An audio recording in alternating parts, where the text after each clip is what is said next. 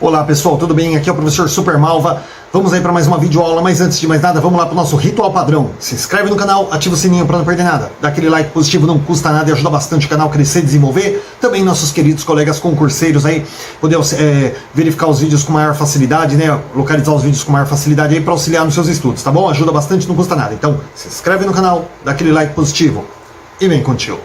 Pessoal, nós vamos agora para a nossa 10ª aula sobre a BNCC, Base Nacional Comum Curricular.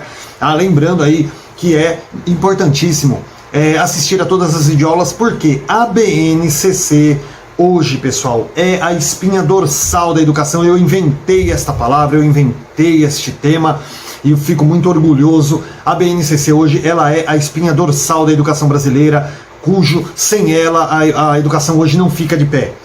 Foi homologada, aí, foi trabalhada nos últimos anos, foi homologada em 2017, a partir de 2018 aí pegou fogo, aí todo mundo trabalhando com ela.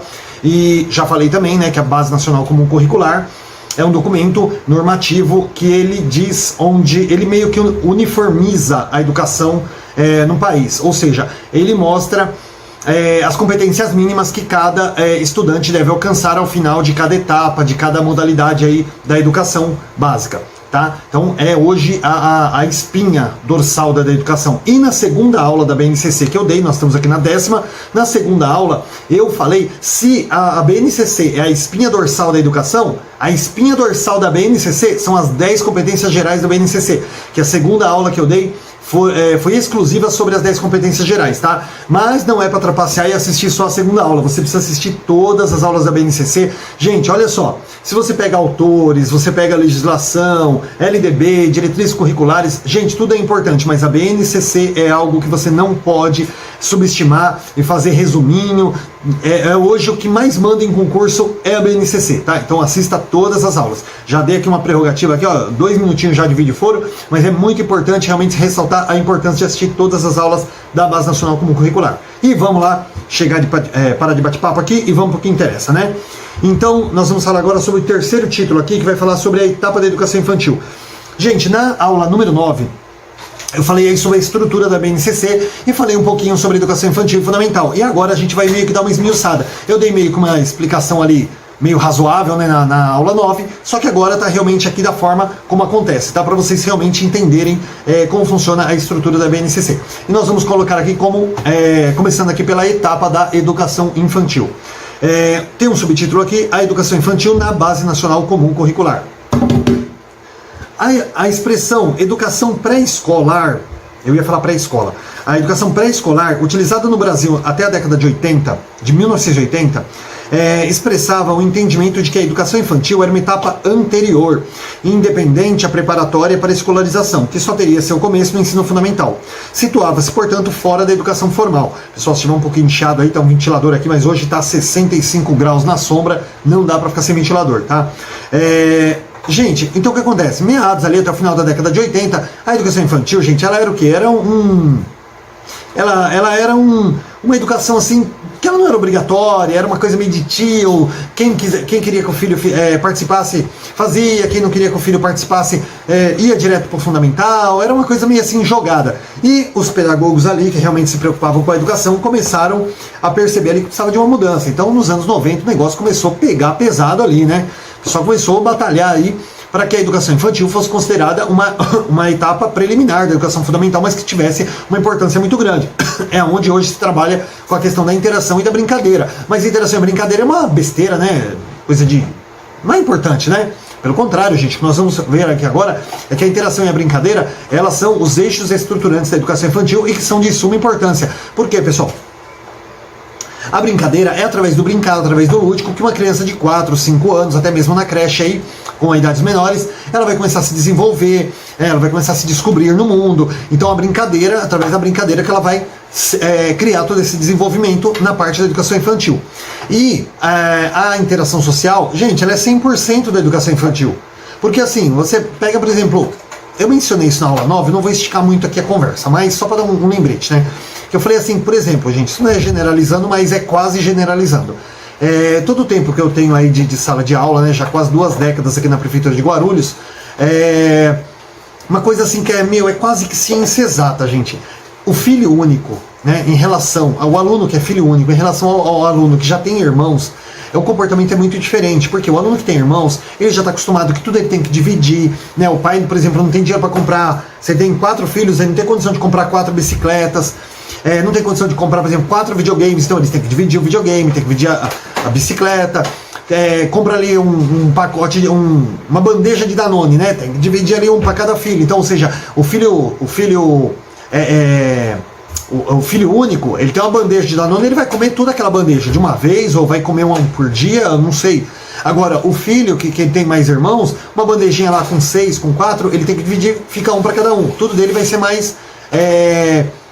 esqueci a palavra agora, mas vai ser mais sucinto, vai.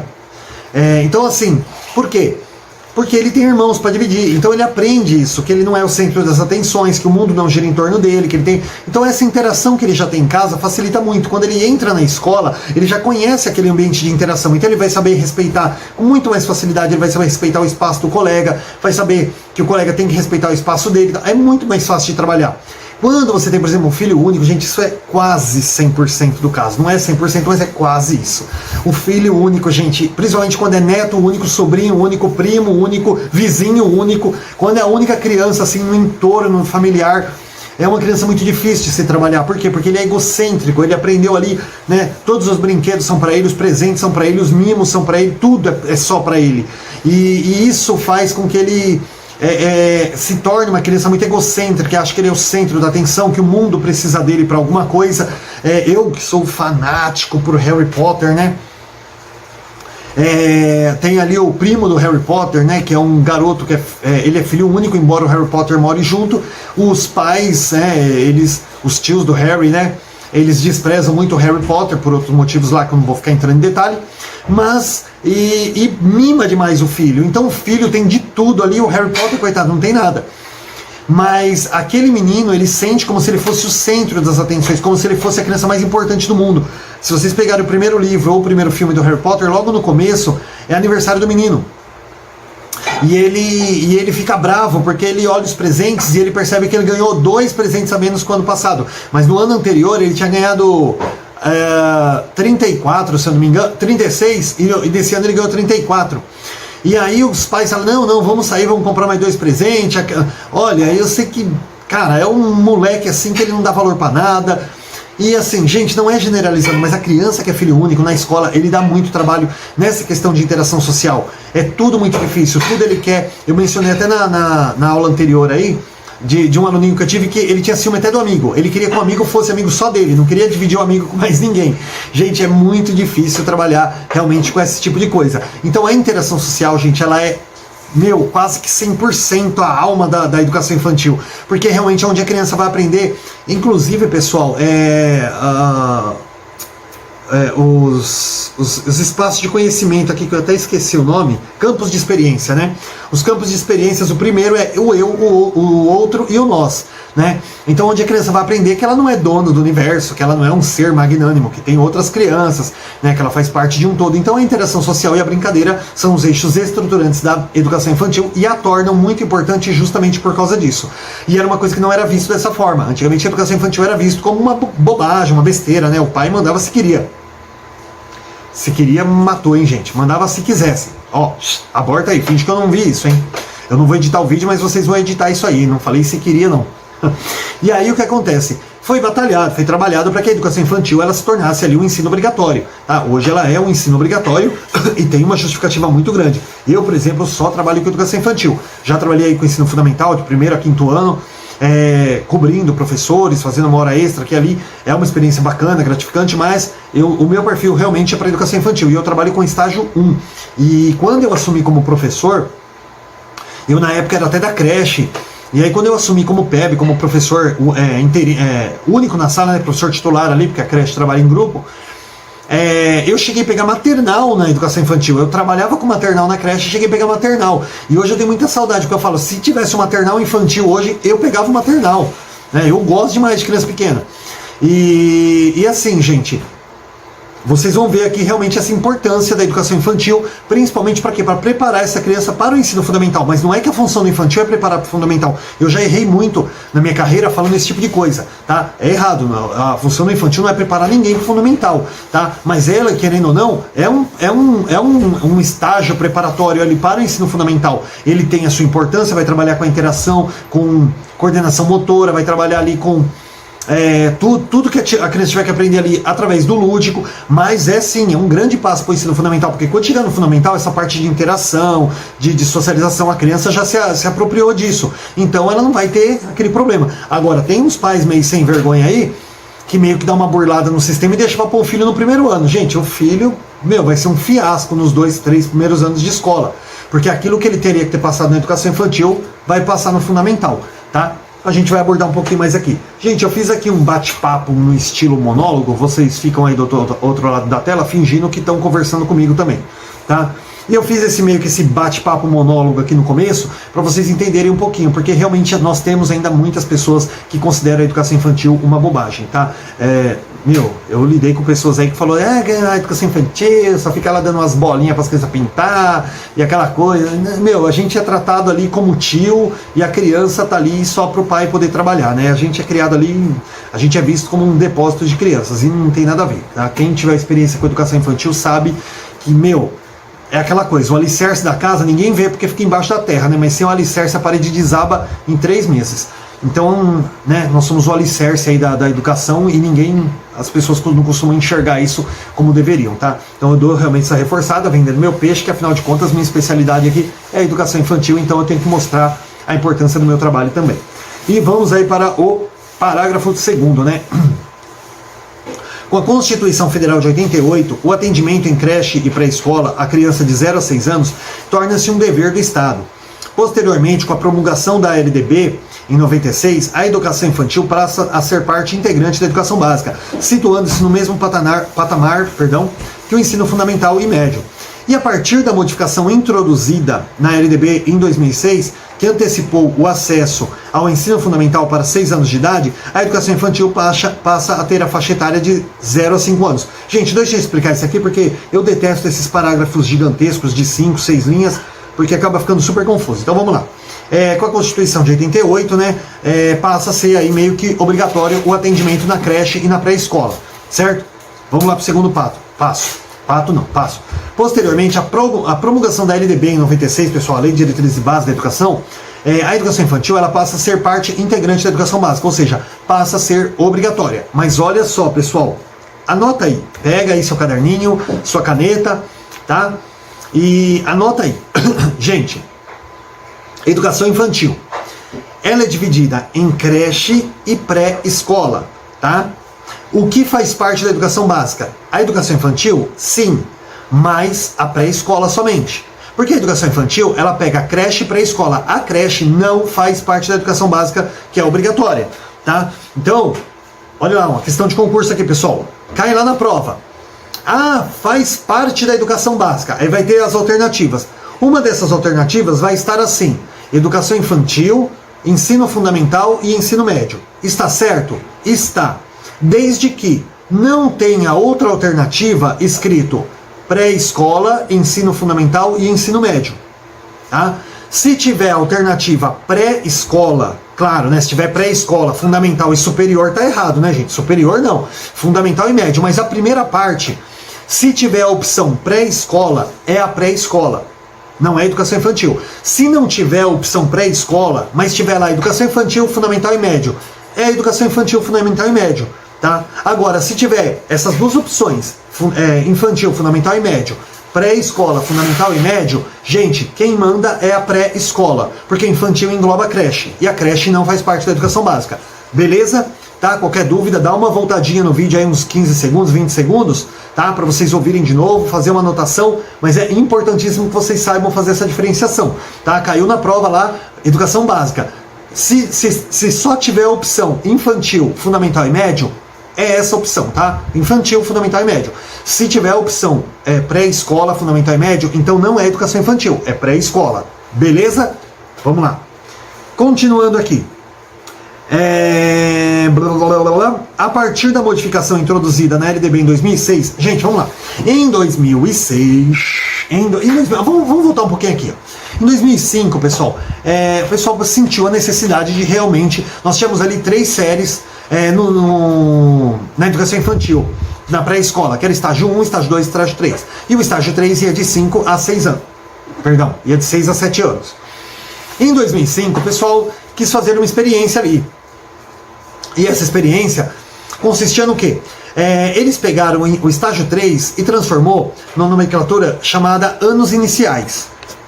Pessoal, pra você fazer uma pausa aqui, e eu não sei mais ou menos onde eu parei, mas vamos lá. Então assim, ó, em 2005 o pessoal criou, final de 2005, né? Isso foi implantado em 2006. Transformaram o estágio 3 em anos iniciais, ou seja, ano inicial. Então era um ano, pessoal, que era meio que um elo, né? Ligando a educação infantil com o fundamental. Só que eu não sei por que cargas d'água, se acharam que não ia ser levado a sério, sei lá por quê, acharam melhor modificar novamente. Ou o ano inicial também pode ter sido aí um projeto experimental em 2006, mas a partir de 2007, o que aconteceu? Foi estabelecido aí o ensino fundamental de 9 anos, ou seja, o ano de 2006 foi o único ano em que o estágio 3 virou ano inicial.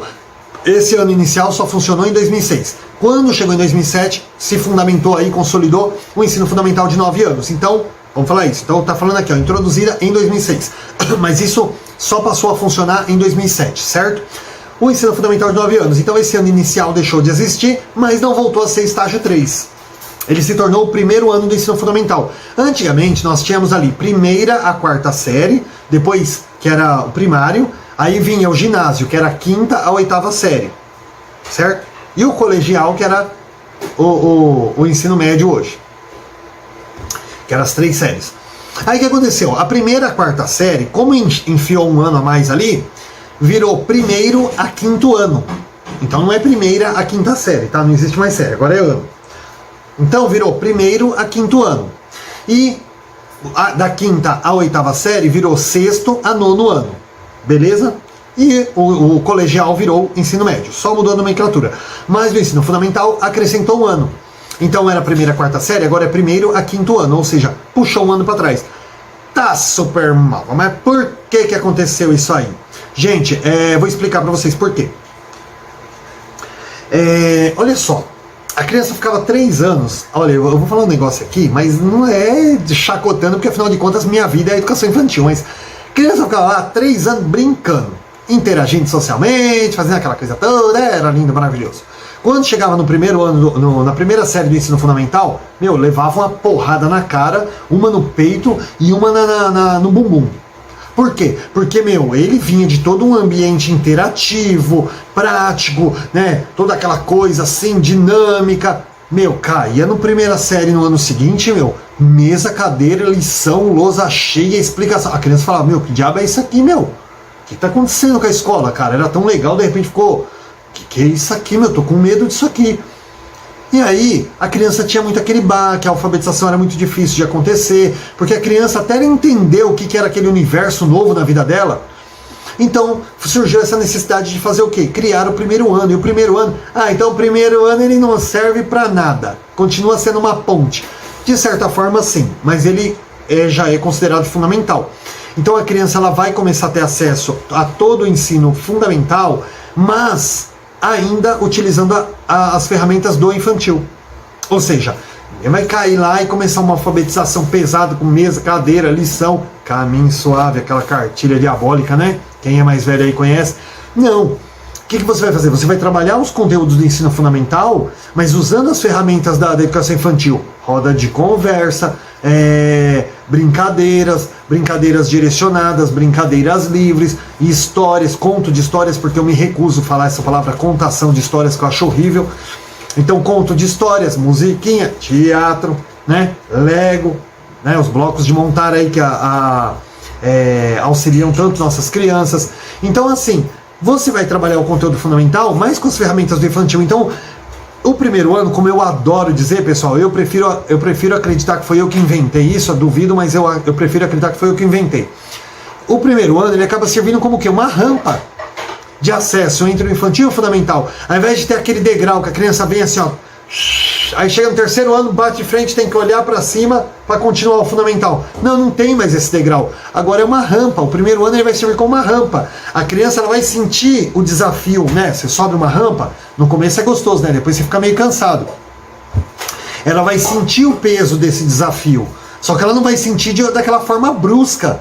Como, né, a pessoa está andando em linha reta, tem um degrau ali, se ela estiver distraída, ela tropica e cai. Muitas crianças tropicavam e caíam. Por quê? Porque ela estava acostumada com aquela escola maravilhosa, gostosa. A gente já tem essa diferença quando a criança sai da creche e cai no infantil. A criança sente esse baque.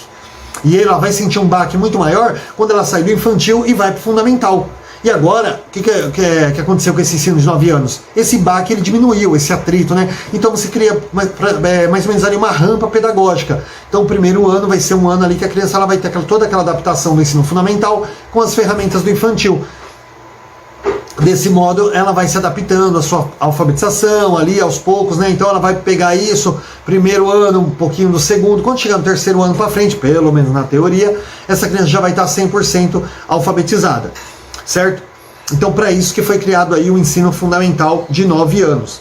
Tá? E aí, com essa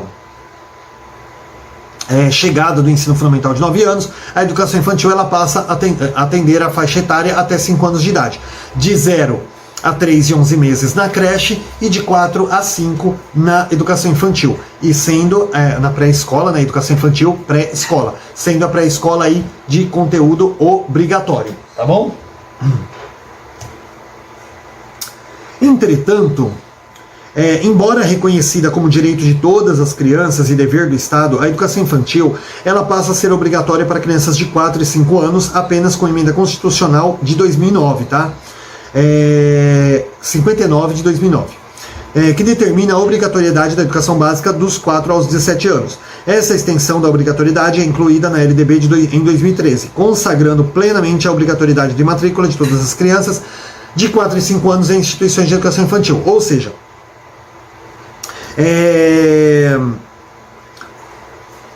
a educação infantil ela passou a ser obrigatória a partir da emenda constitucional de 2009 e passou a fazer parte ali como uma extensão da LDB, fazer parte da LDB, essa extensão passou a fazer parte da LDB em 2013, tá? Então hoje aí, obrigatório, a criança a partir dos 4 anos ela tem que estar matriculada, dos 4 aos 17 anos e 11 meses, tá? Ela tem que estar matriculada na escola. Como eu falei, tem uns pais meio sem vergonha aí que não matricula, se a escola tem conhecimento, aí o conselho tutelar cai matando em cima, porque é um direito da criança, direito subjetivo do qual não pode deixar de ser atendida essa criança aí. Então, a partir dos 4 anos é obrigatório. Se o pai e a mãe não quer levar para creche e tal, aí é caso de cada um. Mas a pré-escola, educação infantil, na modalidade pré-escola, na etapa, na verdade, né? Etapa, pré-escola é etapa na modalidade, falei besteira. A criança na etapa pré-escola, a partir dos 4 anos, é obrigatório, certo? Gente, para finalizar aqui, com a inclusão da educação infantil na BNCC, mais um importante passo é dado nesse processo histórico de sua integração ao conjunto da educação básica. Bom, tem nem o que explicar aqui, né? Isso aqui é chovendo molhado, né? Tá dizendo aqui com a inclusão da educação infantil na BNCC, a inclusão foi um grande passo aí no processo histórico, umas coisas que o pessoal coloca aqui que na verdade é só Jesus, né? Você não, acho que o cara não tem nada para contribuir, ele fala, eu vou contribuir com uma frase de impacto aqui, né? Então aqui só está falando que foi um grande passo. Nem precisa falar isso, que, né? Só pelas explicações todo mundo já percebe. Mas é isso aí, né, pessoal? Gente, nós estamos aqui indo para 24 minutos e nós vamos começar um novo subtítulo. Então eu não gosto de ficar quebrando aula. Eu vou encerrar essa aulinha por aqui. A gente vai continuar aí, ó, com a educação infantil no contexto da educação básica. Beleza? Então vamos fazer uma pausa para o pipi.